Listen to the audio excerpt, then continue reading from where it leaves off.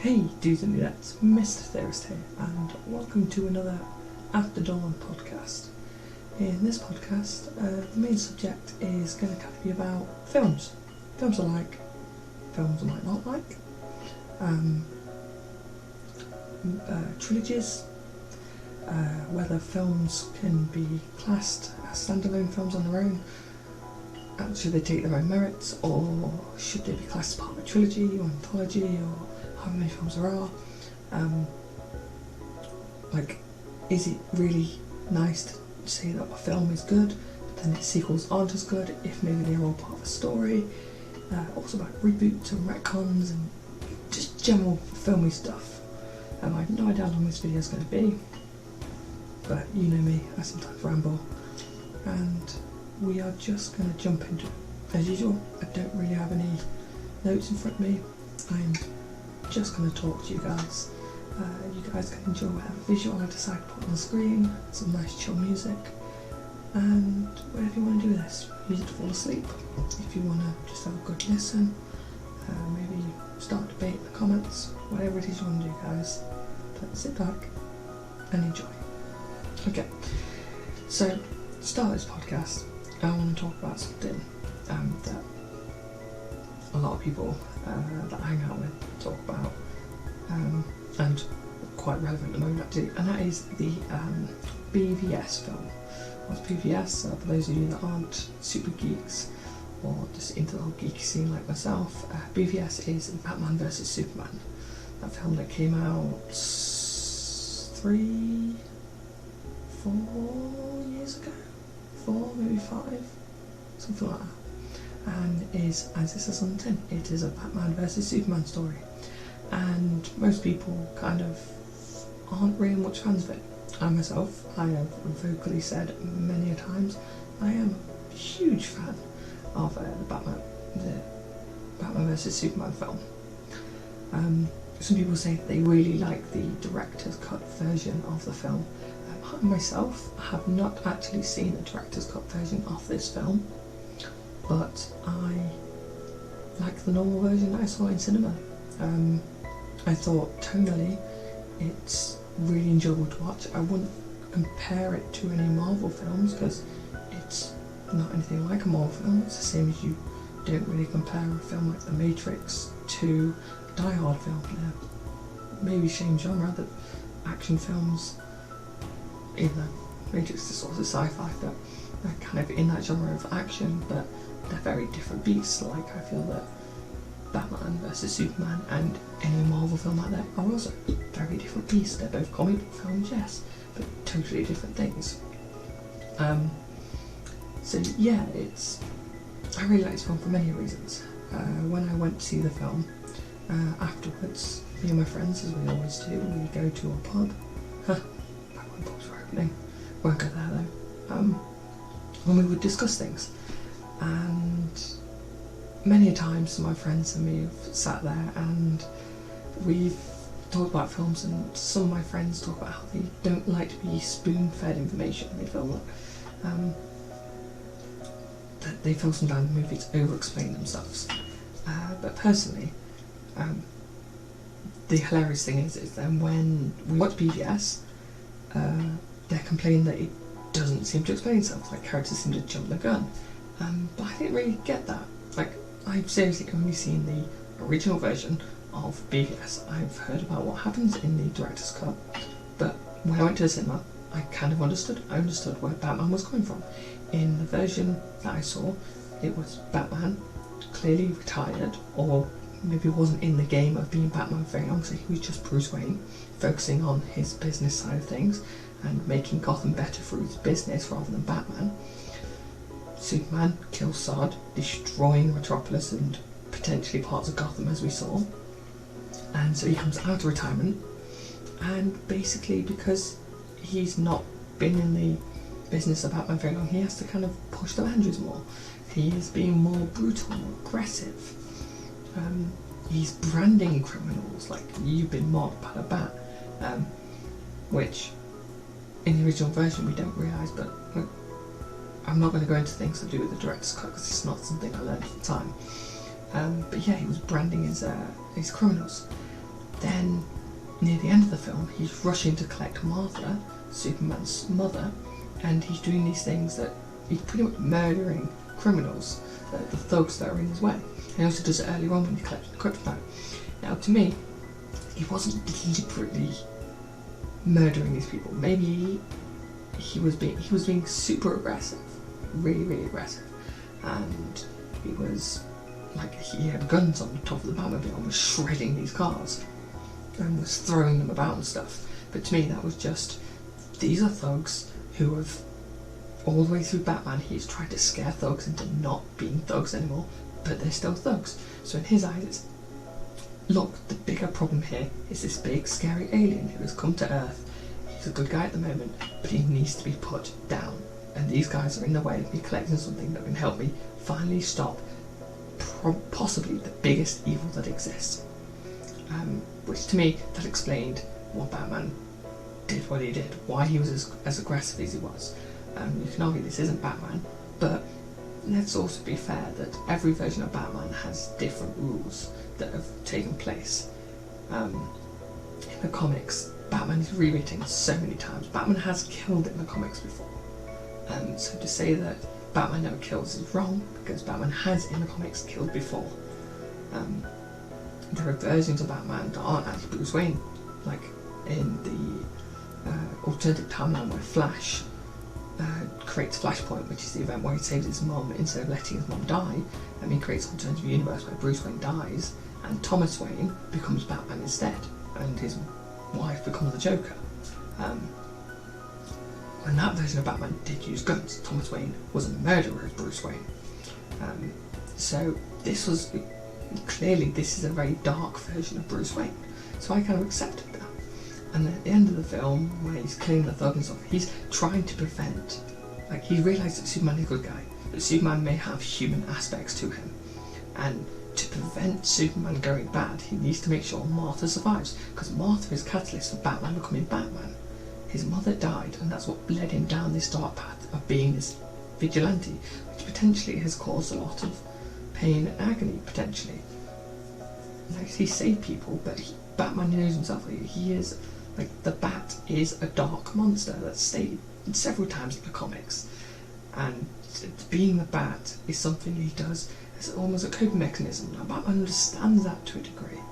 So if he can figure out a way to stop Clark going down this dark path, potentially keeping Clark as the symbol of hope, he will do anything to prevent Clark from going bad, which if he means he has to be super aggressive and potentially kill guards, thugs, then that's the case. Like, even when he goes to save Martha, he doesn't want to kill that thug that has a flamethrower, but the thug basically says, look, I'm going to do it, and he's like, I know, and that's why he blows up the canister. So, like, even at that point, he doesn't want to do it, but he does anyway. And then the film ends, Clark dies, and Batman at that point has changed, because he decides not even to brand Lex, that maybe the branding does actually have negative ramifications as well. But then you find out in the director's version, there's a whole bunch of things with the branding and Lex's plan and the manipulation, and yes, maybe Batman should have been a better detective to find out that maybe Superman wasn't this evil, but he had a one-track mind. Like, the point of this BVS, Batman vs Superman, Batman is a broken man at this point. He's purely becoming the Batman again to take down Superman, because Superman needs to be stopped. And to me, that is why he's as violent as he is. This is like a Dark Knight Returns version of Batman. He is at his lowest. He just wants to get the job done, regardless of the consequences. So anyway, that's my BVS rant over and done with. I wanted to get that personally off my chest. I thought it was relevant now that we're getting the Snyder's cut of Justice League, which we will talk about, because, oh my god, I cannot wait for this. I myself liked the Justice League film. It was more like a Marvel film than any DC film we had, and yes, DC has been kind of slighting itself towards Marvel a bit with the Aquaman film, the Wonder Woman film, the Shazam film, they all feel like they're slowly becoming almost Marvel, but maybe not. Maybe with Flashpoint, because we have the news of Michael Keaton becoming in the Flash film, and they're going to reset the universe, but clearly this is like Robert Pattinson's going to be part of the universe stuff. Ooh, I'll get there in a second. But yeah, Justice League. Joss Whedon's Justice League. I'm a massive fan of Joss Whedon. I've seen all of Buffy, I've seen all of Angel, I've seen all of Dollhouse. I love the Avengers films. They did 1 and 2, Avengers and Avengers Age of Ultron. So yeah, I'm a big Joss Whedon fan, and I liked the Justice League film. It felt like a team-up kind of movie. It was a bit weird, but they were adding bits of Zack Snyder's film plus Whedon's changes, so it was a mixed kind of monster thing, but it kind of worked. It was okay. But now we know that Zack Snyder's version of the film, which is going to be like 4 hours long, something like that, maybe longer, which HBO is going to release, which I'm going to find a way to watch. I don't know if HBO Max is going to be available in Britain, but I want to find a way to potentially watch this, because that could be really fun to watch. But yeah, that sounds really entertaining. And then obviously we now hear that DC supposedly has this master plan in place where it always planned for Michael Keaton to be a version of Batman, and it's going to be to do with the Flash film, which is Flashpoint, and everything was going to be altered and multiverse and stuff, which it's one thing that DC is going to be able to get away with. If you are really a DC fan, this is allowed to happen. And it's another subject I want to get into in this video, is if you understand how DC works, DC has this get out of jail free card, which can be annoying, but at the same time it's something DC has, so if you're a fan, it's just something they do, and it's the crisis resets they do. If you watch DC TV, you know that they just had the big massive Crisis of Infinite Earth event, something that DC fans have thought for ages of when this is going to happen, and they slowly built up for it the last couple of years, where they've decided now that Supergirl, Flash, Arrow, not Arrow anymore, but Black Lightning and Batwoman, all the shows that might have existed in different Earths are all on one Earth now. And it's a big massive reset, which DC likes to do in the comics quite often, is Crisis resets. There are different versions of the Crisis. The only one I really knew about was Crisis of Infinite Earths. I've heard there's other ones that exist as well, where when DC is at a point where it's like, look, we've had this big massive story, how do we kind of reset them here? They just do a crisis, and they go, look, everyone gets wiped out, a new universe happens, and the heroes that we want. So fans liked this version of Batman, they liked that version of Flash, they like that version of Wonder Woman, they don't like this Robin, so let's alter Robin completely. And their excuse for these different versions that have existed at different points in the comics, like Batman could have been 3 years ago, or the Flash could have been like 6 months ago, like how all these different ones that have never really interacted, how are they all together now for a new Justice League story? Well, the Earth got destroyed, a new Earth happened, and this is it.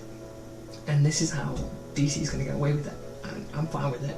If DC wants to turn around and go, look, Robert Pattinson is a younger actor, he seems very willing to make more Batman films, and Robert Pattinson in other films apart from the Twilight, like he has got some chops, so everyone needs to give him props. Robert Pattinson can act,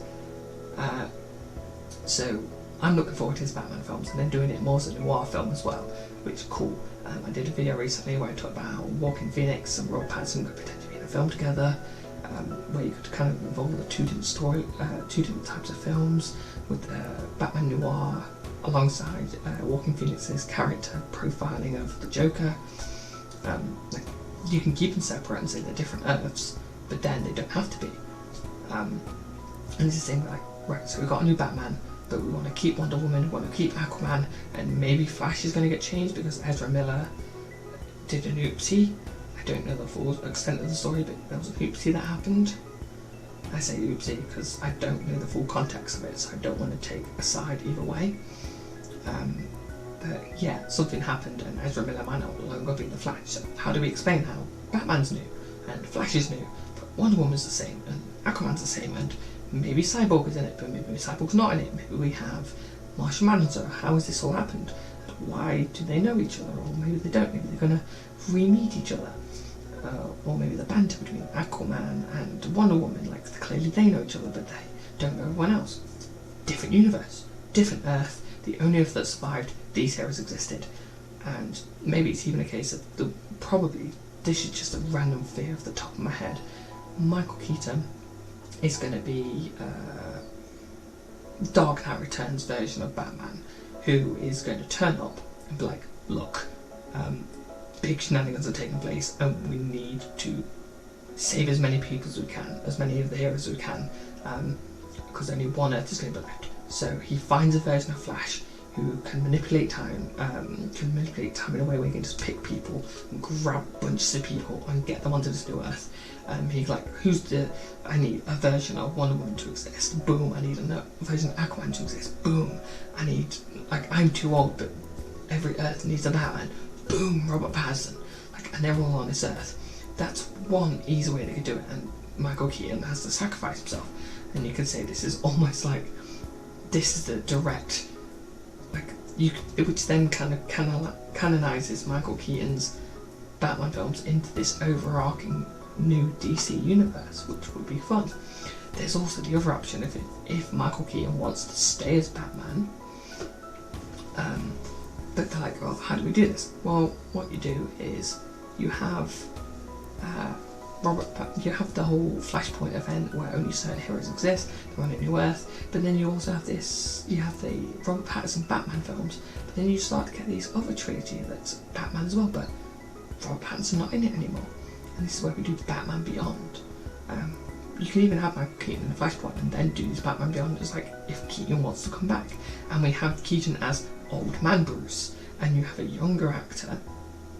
I don't know who you could go for exactly, but you have him, you have this other young kid, and you've done noir Batman trilogy, now do futuristic Batman trilogy, and use Batman Beyond, use, forget his name off the top of my head, it's Tim something, I think, no it's not Tim, is it Tim? It's Tim something, basically it's based in the future. Batman is an old man and he needs a new protege to kind of take over the role.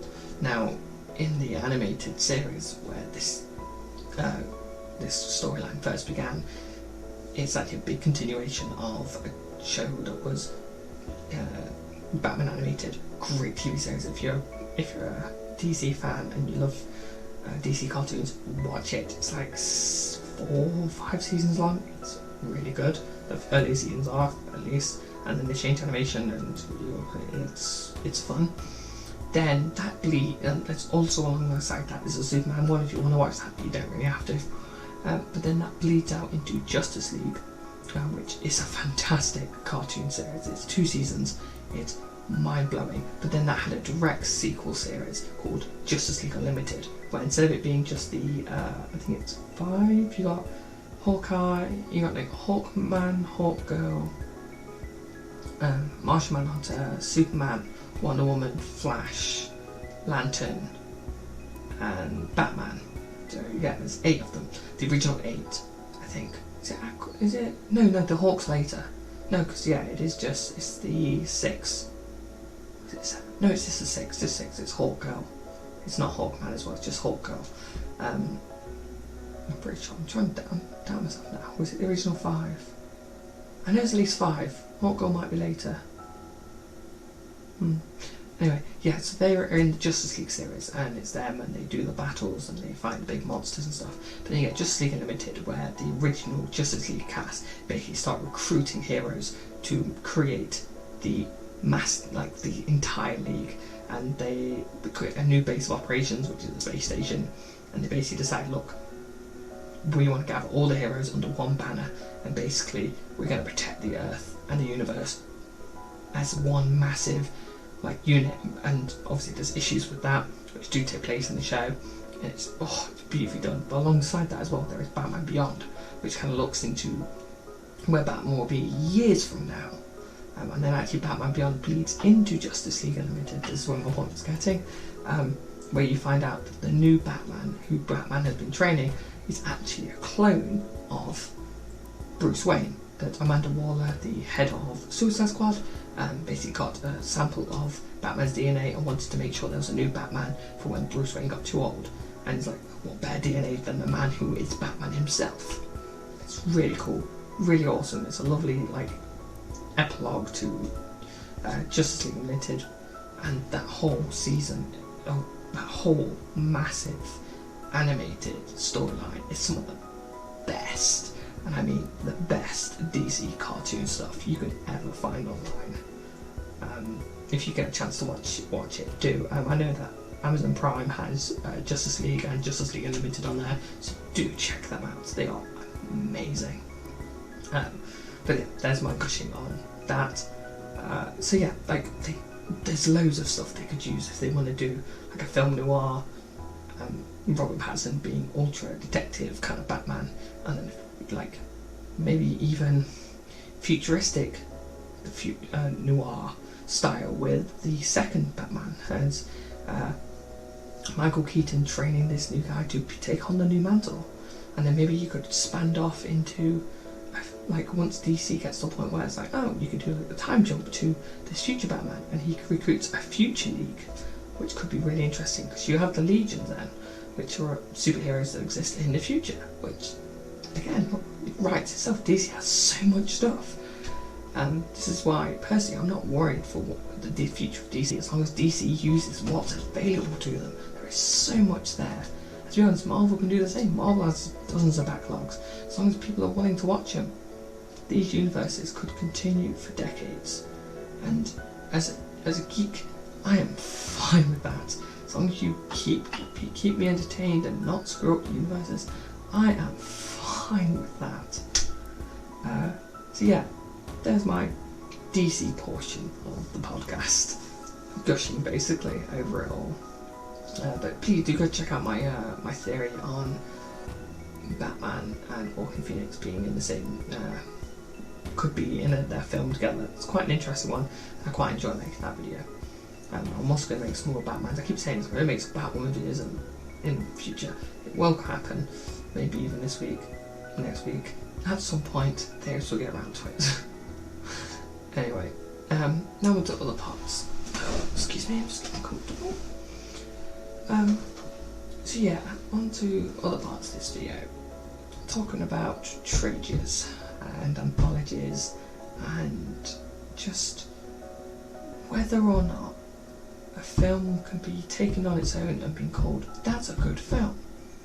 Or whether you kind of have to accept that film as long as the creators have basically established it as part of a saga, and not just like, hey look, the first film was made and then other people went on and created sequels to it, because that happens quite a lot. Oh, sorry for that. The ring just bounced off my desk just then. Put it down. So yeah, I'm talking mainly about, you look at the Star Wars saga and you look at the Matrix trilogies. Let's take the Matrix trilogy for example. There are many people I know who say that they really enjoyed the first Matrix film, but they don't like the second and third film. And to me, the way the Wachowskis made them, disregarding the fact that the first Matrix film might have been made as a standalone, and then the second and third were made because, oh, it's making lots of money, let's make more. The original creators made the first Matrix and they meticulously made it so they made a second and third film and it became a trilogy. Now, there might be 4, 5, 6 films on its way for the Matrix trilogy, which on top, if they manage to jiggle it about and it works perfectly, and you kind of have to, then again, I always make the same argument, you have to accept them all as a saga. Let's say saga for now, because we don't know how many Matrix films there's going to be. Trilogy, saga, whatever term you want to go for. And to me, you have to accept, if you are a massive fan of the first Matrix film, then totally disregarding that a second and third film exist isn't fair for the trilogy that Wachowski's made. By all means, say that the first film was really good, third film was really good, second film was a bit weak. Right, but it's Matrix trilogy. It is the Matrix trilogy. It's not Matrix 1, 2, well, it is Matrix 1, 2, 3, but it's not like, oh, I watched the first film and then I didn't really bother with the others because they were made later and tacked on. The Matrix films, as a trilogy, really work. And I might have said this in other videos, but I stated this a couple of times whenever I talk about these films, and I'm going to talk about it now. I think a subtle thing, I'm pretty sure the Wachowskis, the thought process into these films, so much, I'm pretty sure they did this on purpose. People do that have this one complaint, which I disagree with, but it might be because I'm overthinking it, but at the same time, this is the Matrix trilogy where it is just insane if you start thinking about certain elements of it. But one of the more simpler ones that I think is great is this idea that people don't like how each film gets more and more CGI as they go along, to the point where the last film has so much CGI. And to me, my counter argument is that's intentional. Yes, it begins to look more and more animated and cartoony and silly and stuff. And let's be honest, the way the Matrix trilogy works is it is a saga, it is a trilogy that is following the protagonist, Neo. And Neo in the first film has no clue what's going on, none whatsoever. So he sees the Matrix as the world, the real world that exists, but he's told then that it's not so real. And then as the film progresses up to the finale, we've all seen Matrix, we all know how the story goes. Gets to a point where he himself can believe, look, the Matrix, it almost doesn't matter. To the point where he begins to try and take on Smith. And it's not until he completely breaks away from the idea that the Matrix cannot limit you that he becomes who he is. Now, I did a video where I talked about how Neo is not the one. And in my eyes, Neo is not the one. The little girl you meet in the second film is the one. But I'm on about the true one. The one that will truly save everyone from the Matrix and will bend it to his will and everything. Neo himself believes he is the one because Morpheus tells him he is the one. And Neo has no way to disregard this. Like, everyone around him goes, look, you are the one. You are the one that's going to save us all from the machines. Neo doesn't save them from the machines. He creates a peace for a short amount of time, and that is it. So, he cannot be the one because he didn't fulfill the prophecy. I remember what's going now. So in the first film, everything is really realistic. There's minimal CGI when necessary, or the CGI is only there to enhance things. But then we get to the second film, CGI gets a bit silly. We have the World of Zion, which is meant to be the real world. Well, it is the real world. And then we see the grittiness of that, contrasting with the Matrix world, which is fake. And even there, we start to see where the Wachowskis are really starting to play with colours and stuff. Where, if you notice, each of the worlds you visit, the machine world, we even saw that in the first one, has like reddish tones to it. Zion has this very bluey glow to it. The Matrix has a greenish glow, like each world has a distinctive colour scheme. And because we are with Neo, we are beginning to see through Neo's eyes his process of understanding how unreal the Matrix is. So when he starts to do these really silly things, they begin to look sillier. There is more CGI involved, and then by the time it's the third film, Neo is God mode by the third film. He takes on not just one Smith, he takes on hundreds of Smiths, and he's smacking them about left, right and centre, and the world just looks ridiculously CGI. And everything just looks silly and out of place stuff. And this is because Neo's mind has got to that point. We are visually watching Neo's mind basically cartoonify this world that isn't real to him. None of it really matters. That's why in the second film, when he's given the choice, you can either save Zion or let it be destroyed. There are two doors for you to choose from. And he goes, screw this. The only thing that matters to me is Trinity. And like the whole world is decimated. The Matrix, half the city, or the whole of the Matrix, depending on how you take how much the Matrix is actually just the city, if it's the entire world, whatever. It doesn't matter. Neo's mindset is Trinity must survive. And he basically does the Superman thing, as Link says. So, yeah, to me, the whole argument that it's too CGI, like, it's meant to be CGI, it's meant to look sillier and sillier because that's how Neo perceives it. Like, to the point the Matrix doesn't matter to him. What matters to him is what people need him to do. That's what Neo becomes. He just becomes someone who can walk into a room and is basically muscle. That's where he is in the beginning of the second film. Like, all the leaders are having meetings. Neo is the one that sticks around and takes on the agents, because that is what Neo needs to do. Neo is the muscle, because the captains need to have conversation. And he disregards any threat in the Matrix, because to him, none of it's really a threat. The only one that really was Smith, when he could start infecting things. And that just made the Matrix look sillier and sillier to Neo, because how absurd the Matrix, this realistic world he used to believe was real, has become. So next time you watch the Matrix and you go, oh, it's silly in CGI, the Wachowskis did it intentionally. I'm convinced of it. I haven't listened to the Wachowski commentary, but that's just personally what I think. I've listened to the Philosopher's one, which is mind-boggling, some of the things they are sure the Wachowskis did, and yeah, it's nuts. But yeah, that is personally my take on the Matrix movies, and if you haven't seen them, because I know there are some people that haven't, do go see the Matrix films. Set yourself up for Matrix 4 coming out. They are really good, really fun, top-notch 90s sci-fi, the first Matrix is. And then Matrix Reloaded and Revolutions, there's some good storytelling in there, and good twists and turns to do with characters and their true intentions and everything. It's good stuff. And I'm looking forward to whatever the Wachowskis have in store for us for the fourth film. Now on to possibly my worst thing annoys me when it comes to films. My final matter when it comes to films, and that is reboots, or maybe not reboots so much, but retcons.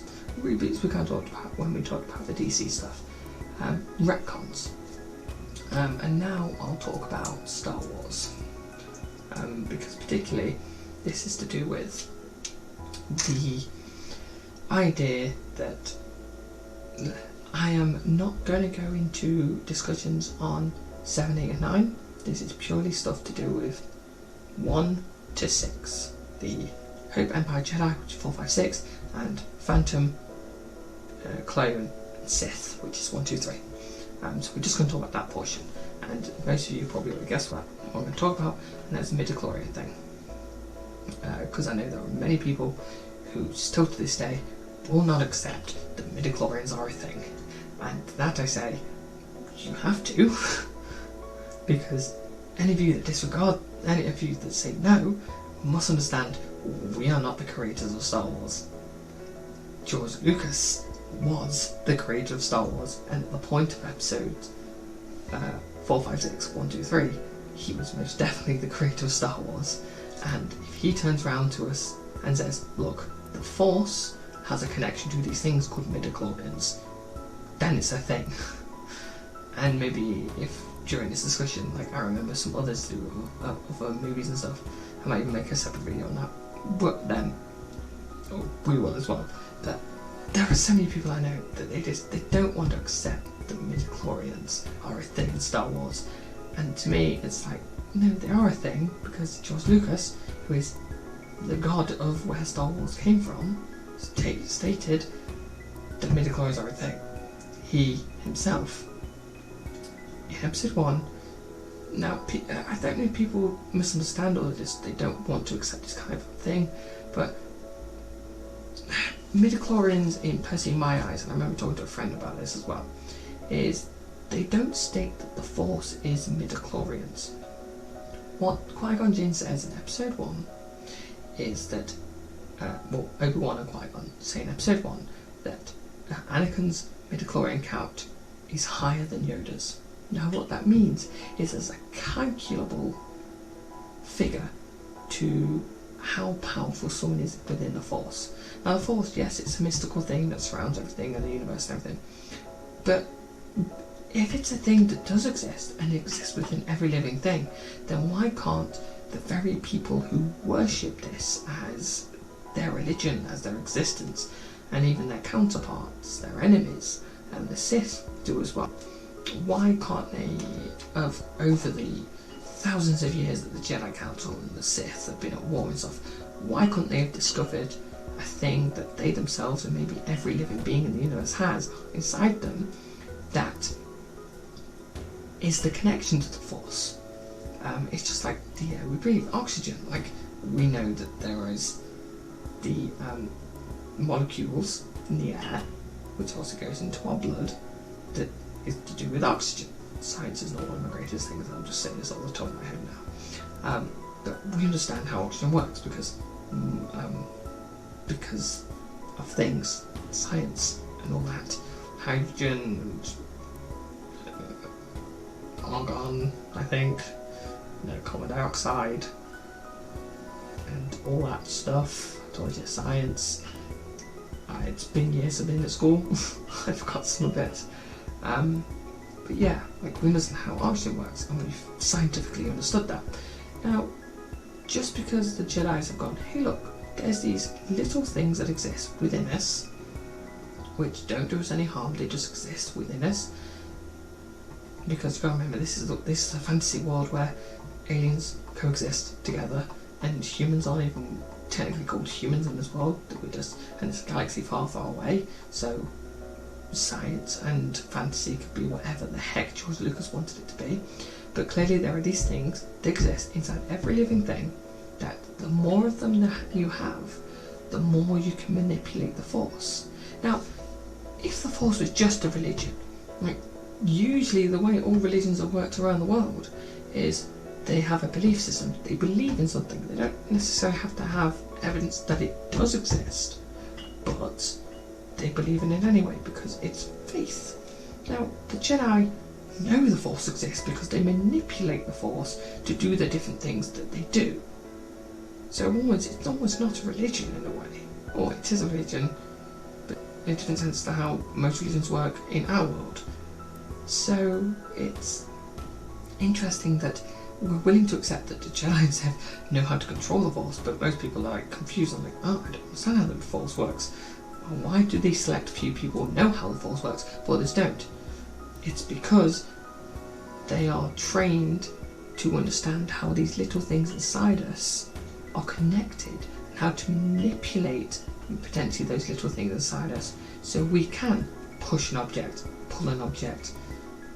Even if you look at the extended fiction, the books I have on the shelf behind me that talk about how the Sith are able to manipulate matter and mutate things into other things using the Force.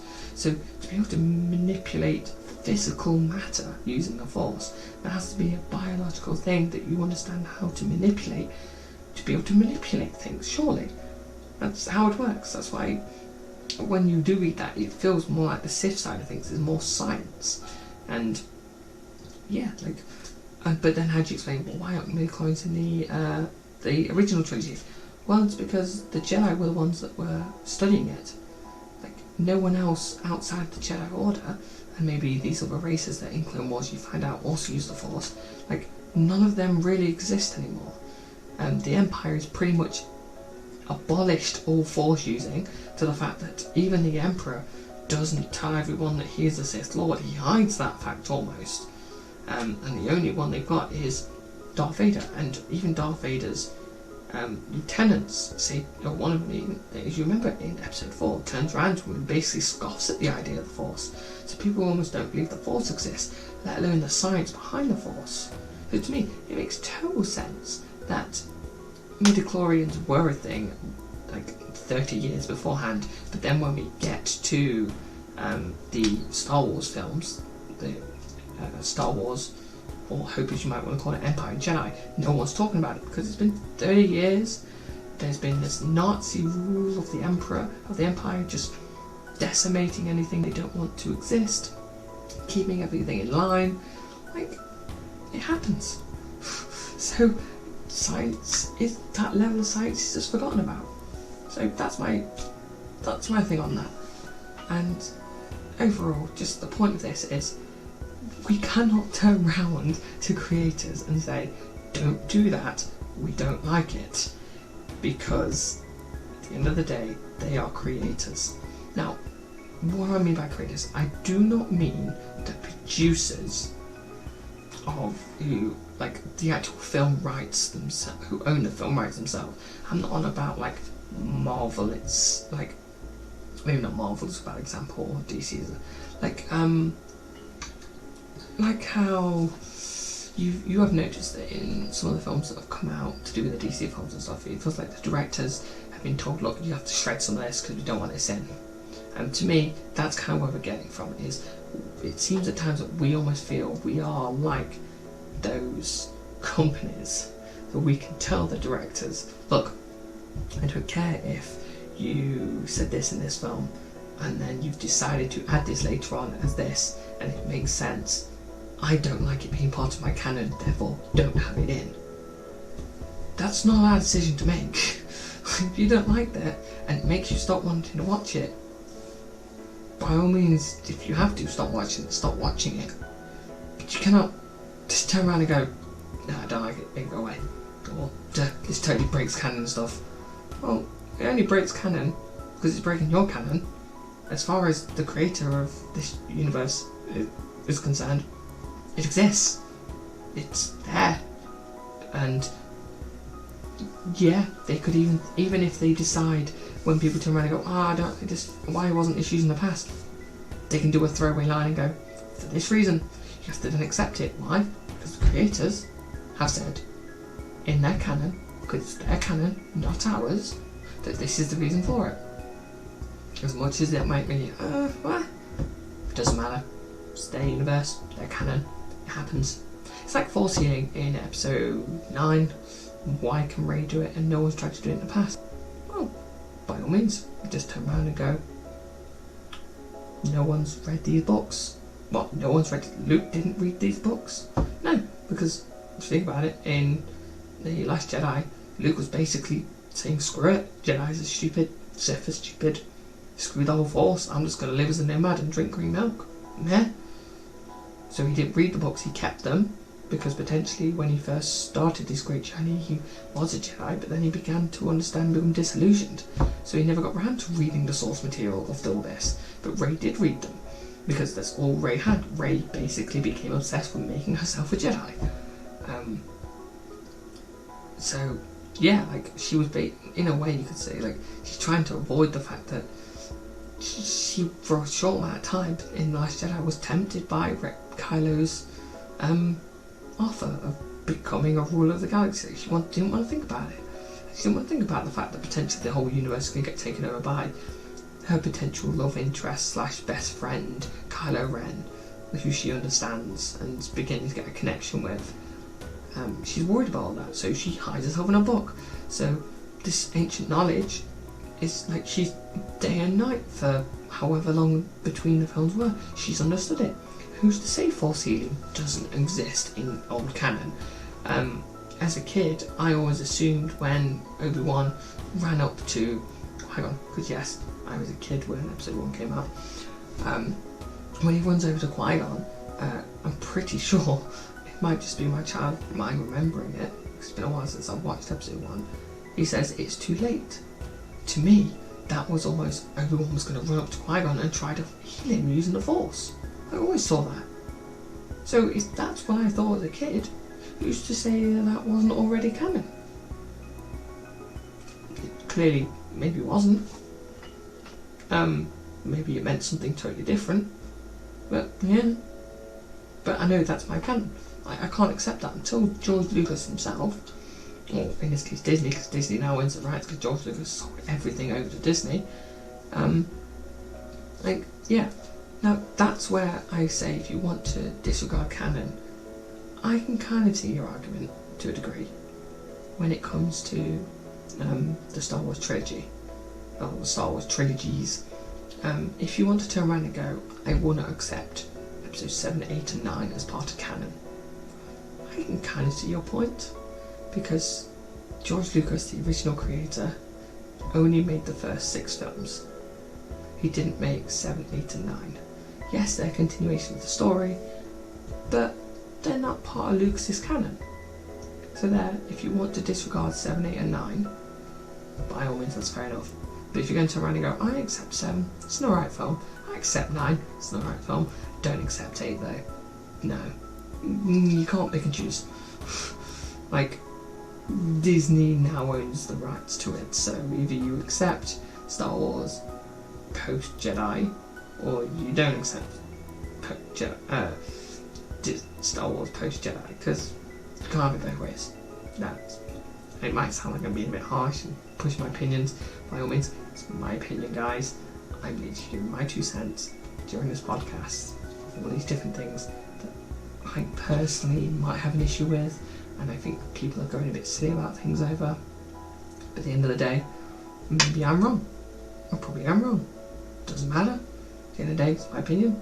And I'm glad you sat here for 45 minutes if you're still with me, listening to my opinion and whatever visuals on the screen. I hope they've entertained you. Or if you're sound asleep, I hope you have pleasant dreams. And on that note, guys, I think I'm going to end this video.